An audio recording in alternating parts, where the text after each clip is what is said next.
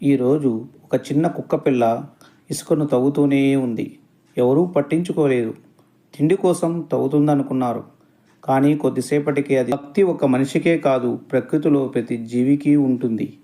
ఈరోజు మనం తెలుసుకోవాల్సింది, స్వామిని వెతకడం కష్టం కాదు. భక్తి అనేది బోధించబడే విద్య కాదు, అది హృదయములో కలిగే ఆత్మశుద్ధి.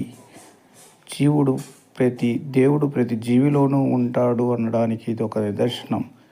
దేవుడి కోసం జీవులు కూడా అన్వేషిస్తాయి అనడానికి ఇంతకన్నా నిదర్శనం ఏమీ కావాలి. సృష్టి మహా అద్భుతం, అది దేవుడి మహిమ. హృదయం స్వచ్ఛంగా ఉంటే ఆయన మన ముందే ఉంటారు అన్నదానికి ఇది నిదర్శనం. ఓం గం గణపతి నమః. మీకు ఈ సంఘటన ఇష్టమైతే లైక్ చేయండి, షేర్ చేయండి. ఇలాంటి మరిన్ని విషయాల కోసం నా ఛానల్ సబ్స్క్రైబ్ చేసి చూడండి. జై బోలో గణేష్ మహారాజ్కి జై.